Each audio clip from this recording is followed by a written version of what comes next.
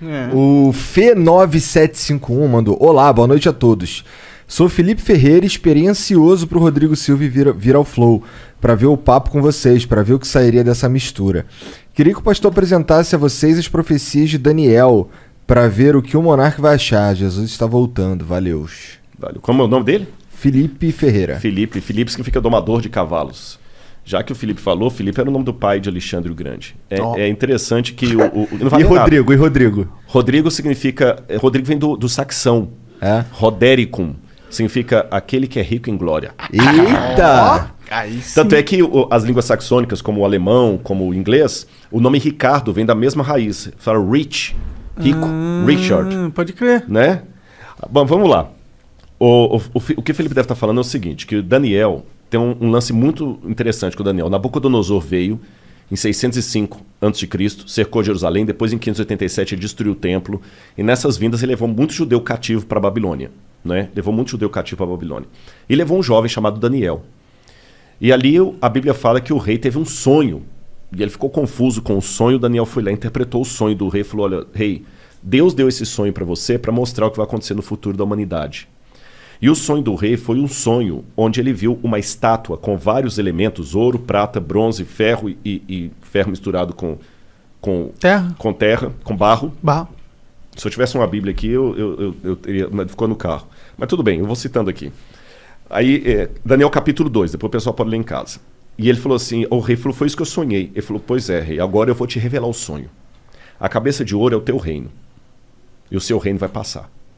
Vai vir um outro reino, que Daniel vai revelar no capítulo 7, chamado Medo-Pérsia, que vai dominar depois o seu. Depois vai vir um outro reino, chamado Grécia. Isso está no capítulo 7. Depois da Grécia vai vir um outro reino. Mas não está na Bíblia assim nominalmente, tá? A Grécia, a Medo-Pérsia e a Babilônia estão. Só dali para diante que não está. Tá. Estão as características. Aí vira uma... É porque o livro da Daniel... Mas já existia naquela época esses países? Não, 606 a.C. é só a Babilônia. Tinha a Pérsia, mas a Pérsia era um trocinho desse tamanho. Entendi. Você está entendendo? E a Grécia tinha lá no Peloponeso, aquele monte de ilhas lá, nada, né? E o detalhe, um parênteses aqui, que isso aconteceu no capítulo 2 de Daniel. Mas depois no capítulo 7, Deus dá uma visão ao profeta Daniel com essa mesma história, mas com mais detalhes.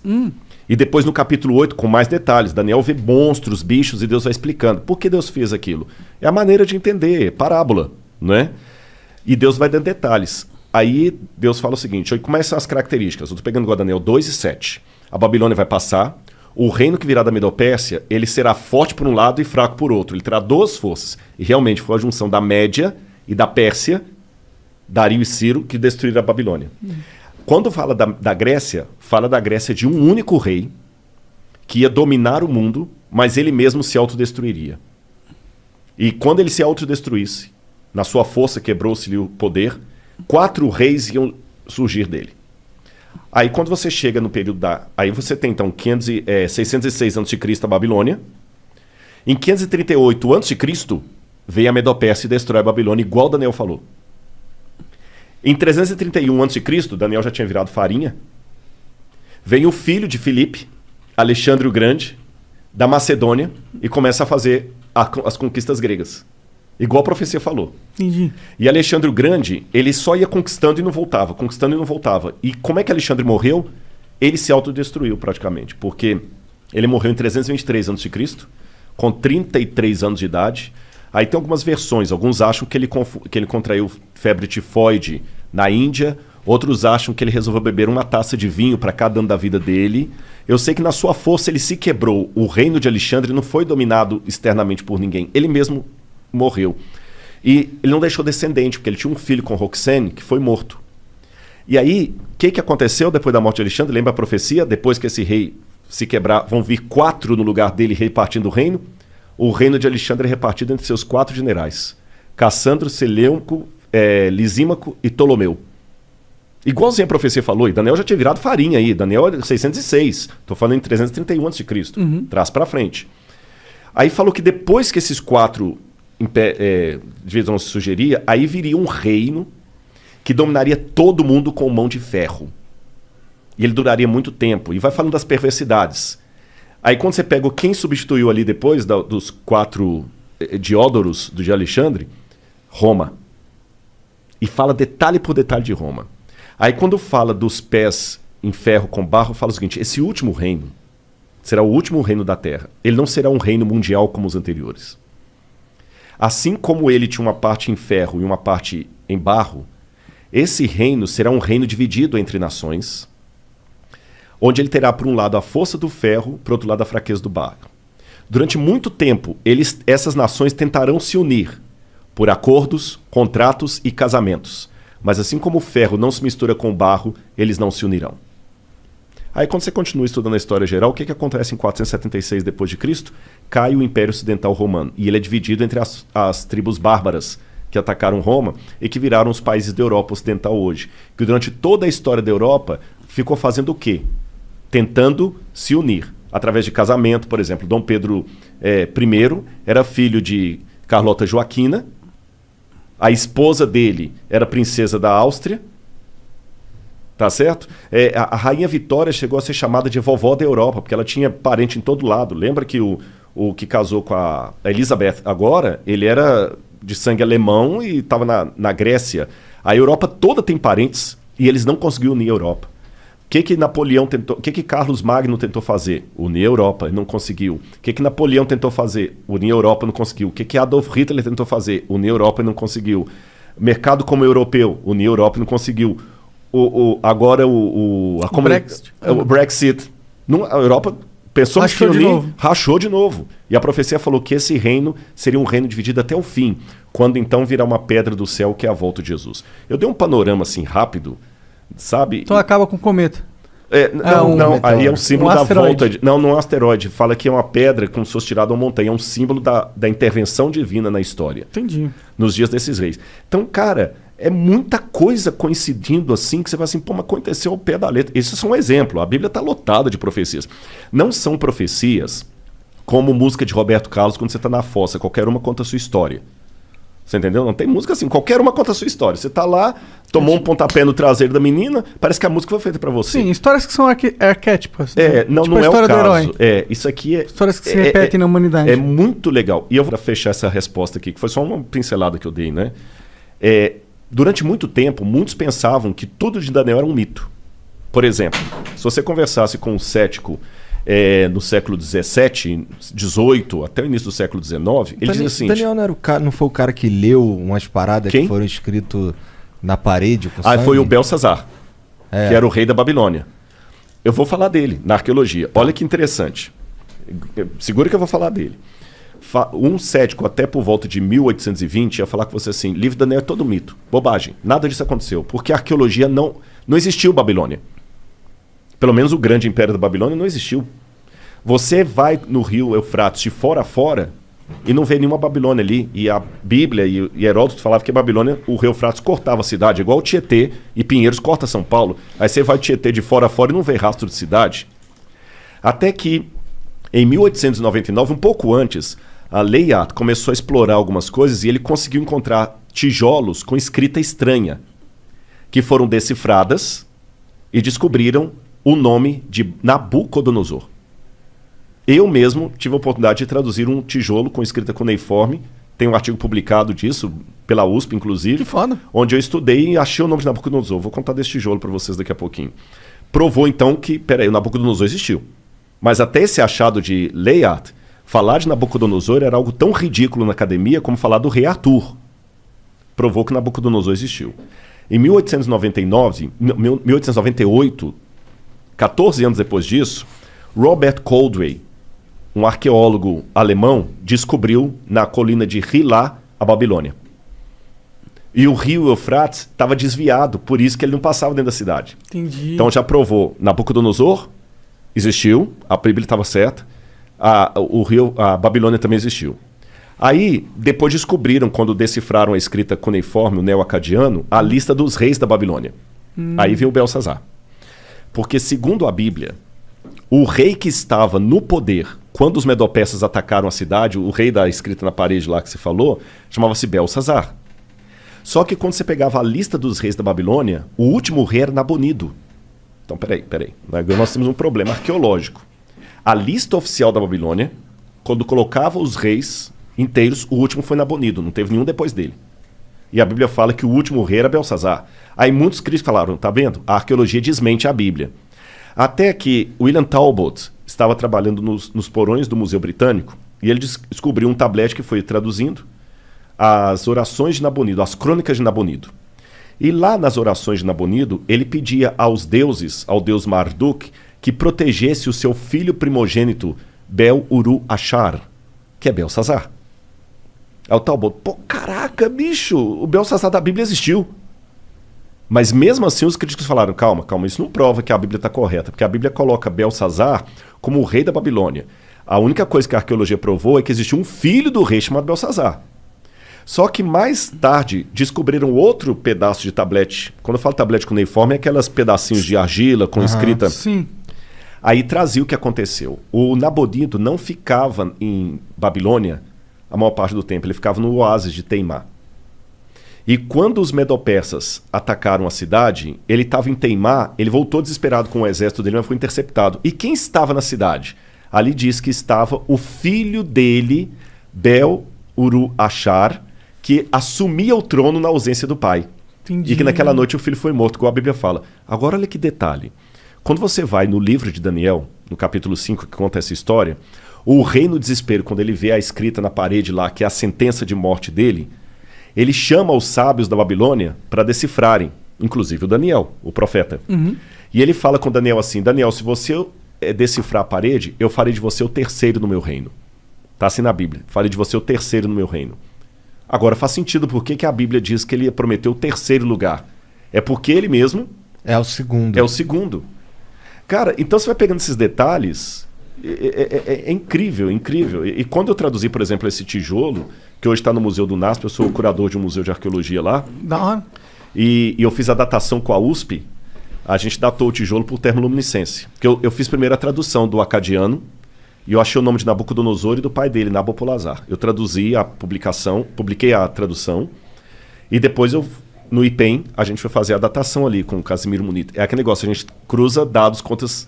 Eu não sou da área da química, mas aí a gente faz pares e publica artigo científico junto. Ah.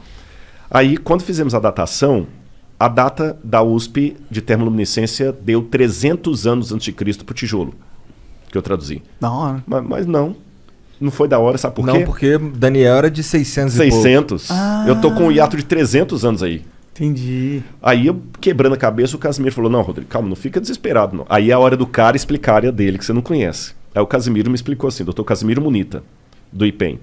Ele falou assim, Rodrigo, a gente consegue, pela termoluminescência, datar a última queima da cerâmica. Então essa cerâmica pode ter 2.000 anos. Mas se ela sofreu um incêndio 300 anos atrás, ela vai dar que tem 300 anos. Entendi. Porque eu tô datando a queima dela e não a primeira queima. Uhum. Se você coincidir de ela não ter passado por nenhum incêndio, você vai estar datando o dia que ela foi levada ao forno. Uhum. Mas se ela teve um incêndio depois disso, zera. Eu falei, então bingo. Ele falou, não tem nada na história que mostre. Eu falei, bingo. Aí eu lembro que por estudar as profecias de Daniel, eu fui estudar bastante as conquistas de Alexandre. E Alexandre colocou fogo no templo de Eságuila, na Babilônia, e depois manda reconstruir. A gente deduz que foi Alexandre. Alguns têm a dúvida se foi o Alexandre ou se foi o Ptolomeu, que botou fogo, não Lisímaco, corrigindo, que botou fogo no Entemenac. Isso foi 300 anos de Cristo. 300 anos de Cristo. Então eu falei, bingo. E o único prédio da Babilônia que foi incendiado e por isso reconstruído foi o templo do Entemenac. Você está entendendo? O único. Aí eu falei, então agora eu sei, a data que eu tenho é a data do incêndio da época de Alexandre. E agora eu sei, dentro da Babilônia, de onde veio esse tijolo. Dentro do templo. Aí eu fiquei emocionado, gente. Vou falar com vocês por quê. Porque aquela inscrição que eu traduzi era uma inscrição pública. É igual você tem na Flow que estava na parede ali embaixo e tudo, é uma inscrição pública, né? E aquela inscrição pública estava no templo do tesouro do Nabucodonosor. E a Bíblia fala que quando ele levou os utensílios de Jerusalém para lá, para humilhar os judeus, e para lembrar o início da nossa conversa lá do podcast lá atrás, que eu falei que Jeremias falou, Deus vai trazer os babilônios, porque vocês não estão obedecendo a aliança, Deus vai tirar a proteção dele, já que vocês estão procurando outros deuses. O Daniel viu os utensílios sagrados do templo sendo levados pelos babilônios lá para a Babilônia. E segundo a Bíblia, guardados na casa do tesouro do Deus. É provável que esses tesouros ficassem dentro do templo do Entemenac. Porque o Nabucodonosor e os babilônios, eles tinham o costume de fazer uma espécie de museu, antes dos museus, de guardar artefatos de espólio de guerra dentro do templo. Pode crer. Então Daniel leu com os olhos dele aquela inscrição que eu traduzi. Ah, pode crer. Agora ele leu com que espírito? Humilhado. Imagina, tudo que você tem de mais especial.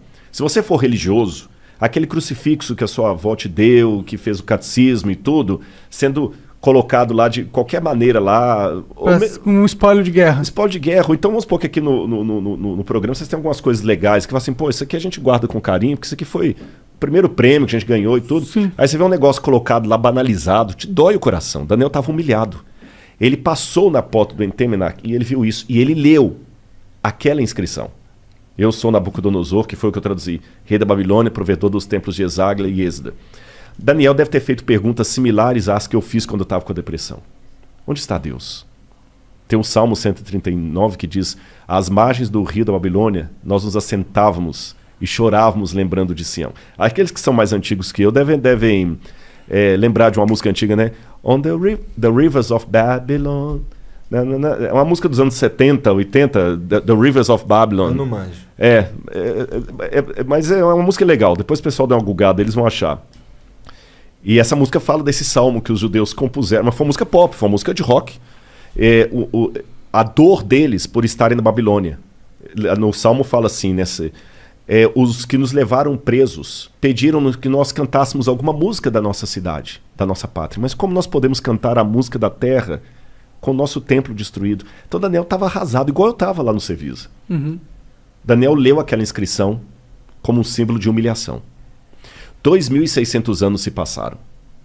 Aquela inscrição, por um golpe de sorte, não sei, entre aspas, foi encontrada por um brasileiro lá no Iraque, quando trabalhava na Mendes Júnior em construção civil. Olha lá. Esse brasileiro ia passear nas ruínas lá e via aquele monte de pedra, fez amizade com um soldado lá, futebol, Pelé.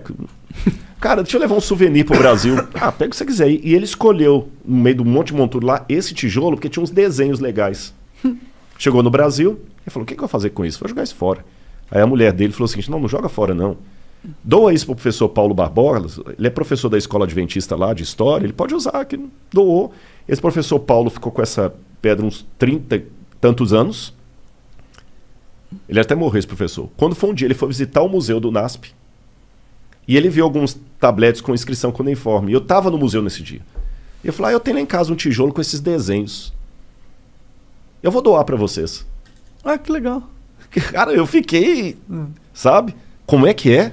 Quando eu fui à casa dele, eu peguei o tijolo na mão assim com os desenhos.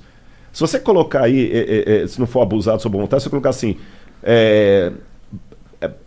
tijolo babilônico Rodrigo Silva, vai aparecer uma foto do tijolo aí na internet, assim, tudo, né, cara? Hoje em dia é só clicar. Aí o que acontece? Eu peguei aquele tijolo, quando eu falei: professor, isso aqui não é desenho não, isso aqui é inscrição cuneiforme.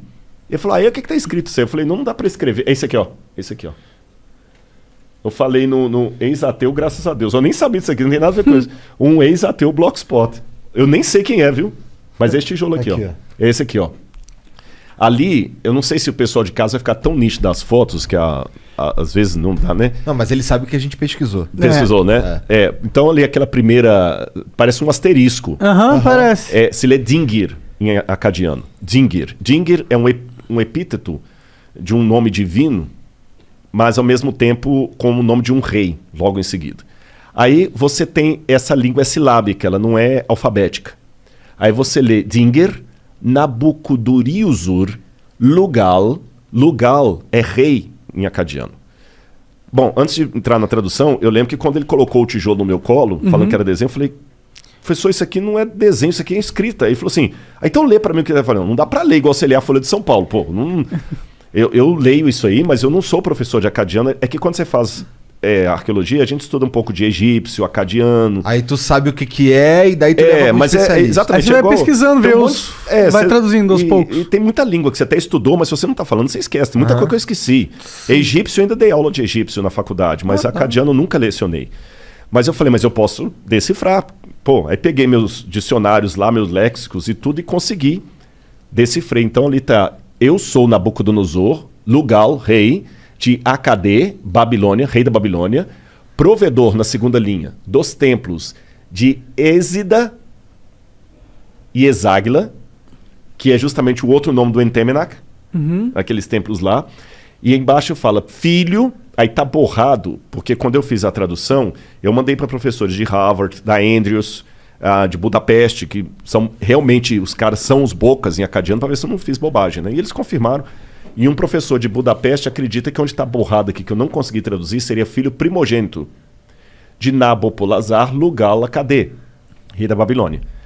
E esse símbolo aqui é igual aquele lá, não? É, só que aqui você lê Akkad. Lá é Dinger, aqui é Akkad. Você entendeu que é o nome da cidade. É porque o sumeriano ele traz os símbolos e dependendo de onde está ali na frase, a sílaba é outra. Que viagem. Nossa, deve ser um inferno ler isso. Não, mas é legal. Aí eu sei que eu peguei o tijolo, traduzi, publiquei, porque a gente tem um negócio chamado currículo Lattes, que você precisa de vez em quando botar um... É igual o Instagram, tem que botar uma fotozinha lá, senão o pessoal é o Instagram dos inteligentes. Aliás, eu vou aproveitar aqui, vou pedir o pessoal do Instagram, eu deve ter com uns quase 300 e tantos mil seguidores. Podia verificar a gente e também. Não verificar, você também não? Eu vou verificar o Rodrigo e o Flow. Como assim? Vocês 1 milhão e... Eu não a Laura tenho... falou que, como assim, 1 milhão e não sou verificado? Eu não sou verificado no Twitter, o Flow também não é, por aí vai. Isso deve ser algum complô da NASA. Para não permitir que as verdades do Flow cheguem... Eu vou explicar bem o que é. Existe um esquema onde agências vendem verificado. Dinheiro. Eu também tô achando que é isso. Não, é isso. É isso. Puxa vida. É porque já chegou pra mim várias vezes. E como que você valoriza um item? Você diminui a oferta. Então dá pra você comprar uns verificados. Mas o que importa é que o pessoal tem do lá. Mas qual que é teu Instagram? É Rodrigo Silva Arqueologia. Tudo junto? Tudo junto. Rodrigo Silva Arqueologia. Tudo eu botei, Rodrigo Silva Arqueologia. O YouTube também, Rodrigo Silva. Na verdade, gente, quer outro milagre? O meu YouTube tá com 1 milhão e 100 e poucos mil. Eu não sei como, porque eu não sou youtuber, não tem nada. Quem me ajuda é minha esposa. O conteúdo deve ser interessante. Ele tem alguma coisa. Mas voltando a falar da pedra aqui, eu sei que eu peguei, consegui, eu dou a pedra, coloquei lá no museu. E que tamanho é essa pedra, mais ou menos? Mais ou menos assim. Ó. Entendi. É o tijolo. Eu tô falando pedra, mas corrigi, é um tijolo. Tô ligado, parece um pedaço de uma parede. Porque era um pedaço realmente, só que ele tá quebrado ali, vocês viram, né?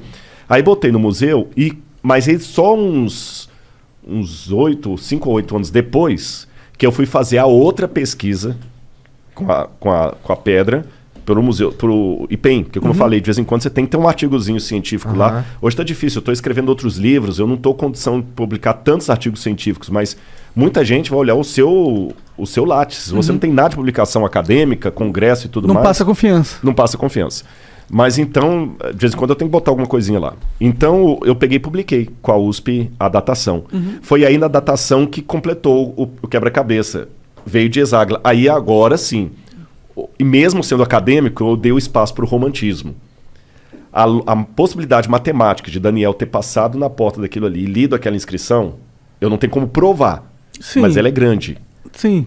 Pegando o texto bíblico e o que foi levantado do cativeiro, Daniel leu aquilo ali numa situação de muita humilhação, que eu identifiquei com a minha. Pode crer. Onde é que está Deus? Poxa, livrou... Daniel não era mau sujeito, pô, caramba, ele não merecia estar lá, longe de todo mundo que ele amava, humilhado. 2.600 anos depois, a mesma inscrição que Daniel leu, num ambiente de humilhação, é colocada num museu, num país chamado Brasil, que Daniel nunca podia nem imaginar, para justamente enaltecer o livro de Daniel. Aí vem o Felipe e me faz a pergunta sobre Daniel, eu tenho essa oportunidade de falar. Então, quer dizer, o mundo dá voltas. E se fosse plano, daria cambalhotas, né? Eu capotava, né?